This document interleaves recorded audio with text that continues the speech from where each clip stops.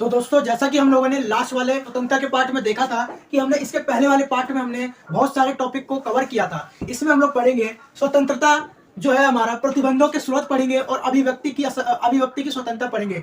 तो बिना किसी देरी के शुरू करते हैं। लेकिन आप लोगों ने वो वीडियो नहीं देखा है तो उसको जाके पहले देखें, तभी आप लोगों को ये वाला समझ में आने वाला है। अदरवाइज वो समझ में नहीं आया, क्योंकि आप लोगों को पहले वो देखना होगा तो उसमें क्या होगा, आप लोगों का बेटर रहेगा आगे समझने के लिए। तो हम लोगों ने उसमें सारे टॉपिक डिस्कस कर चुके थे, तो हमारा 2 टॉपिक बचा हुआ था। तो चैनल को चेकआउट जरूर करना और लाइक और सब्सक्राइब जरूर करना। एंड चालू करते हैं बिना किसी देरी के। प्रतिबंध के जो स्रोत होते हैं, रास्ते, वो किस तरह के होते हैं? मेनली हमारे 5 तरीके के हैं, जो कि कल्याणकारी राज्य, बलपूर्वक व कानून के माध्यम से, यानी बलपूर्वक यानी शक्ति का प्रयोग करके लगाया जा सकता है, वह कानून के माध्यम से लगाया जा सकता है। मान लो अगर लोकतांत्रिक सरकार नहीं है तो बलपूर्वक अगर उसको प्रतिबंध लगाया जा सकता है, आदमी पे रोक टोक लगा के कर सकता है, कानून के द्वारा प्रतिबंध लगाया जा सकता है। उसके बाद सामाजिक असमानता। अब देखिए, आसपास हम लोग सामाजिक असमानता बहुत सारी देखते हैं। जैसे कि एग्जांपल के तौर पे धर्म के ऊपर लेके असमानता हो जाती है, रंग के ऊपर, जैसे दक्षिणी अफ्रीका में रंग को लेकर भेदभाव हुआ था। और महिला जो लड़की होती है उनको भी लेकर देख सकते हो कितनी ज्यादा समानताएं होते हैं।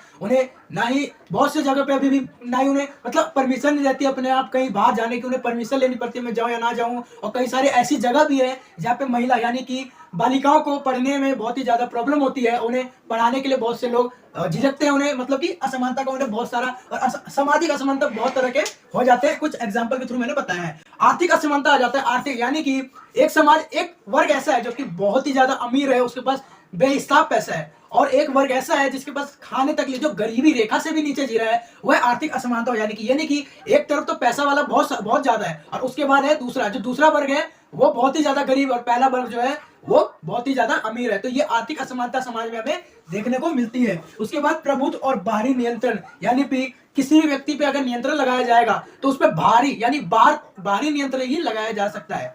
तथा ये हस्तक्षेप के बिल्कुल लघुत्तम क्षेत्र से उत्पन्न होती है।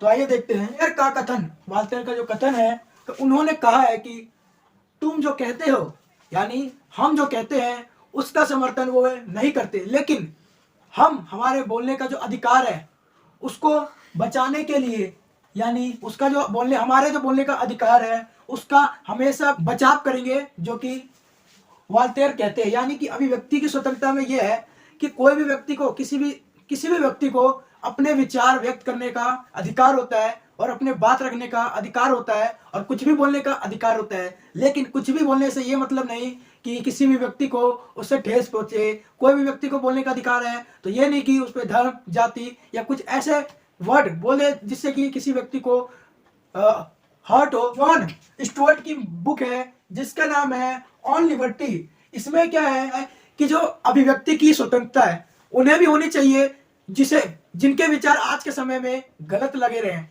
यानी कि हर किसी को भी अभिव्यक्ति की स्वतंत्रता होनी चाहिए। तो उन्होंने तर्क के साथ बताया है कि क्या क्या तर्क हो सकते हैं।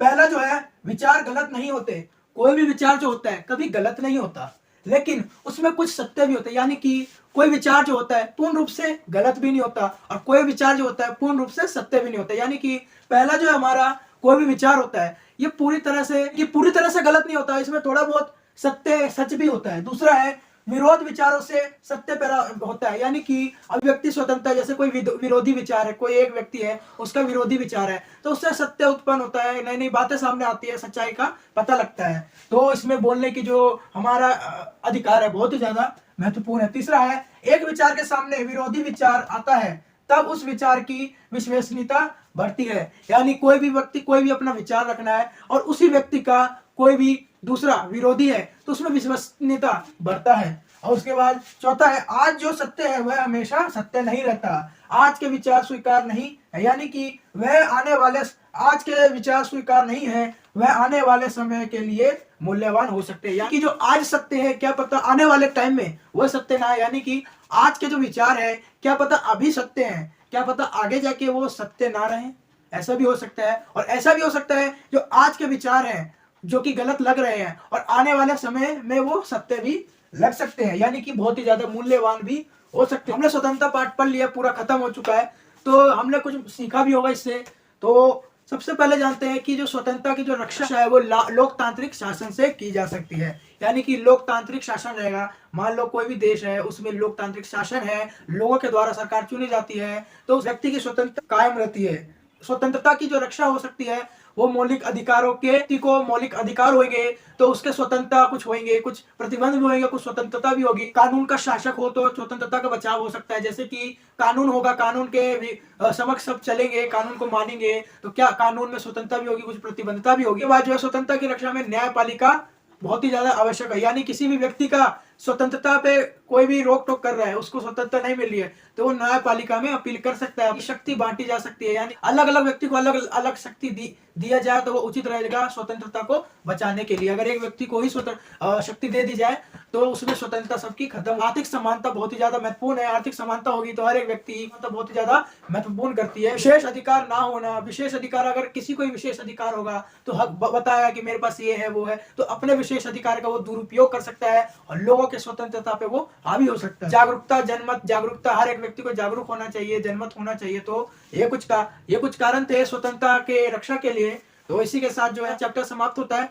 तो वीडियो को लाइक, शेयर, सब्सक्राइब जरूर करना और मिलते हैं एक नए वीडियो में। तब तक के लिए बाय, और चैनल को चेकआउट करना, सारी वीडियो आप लोगों को मिल जाएगी। तब तक के लिए बाय, नमस्कार।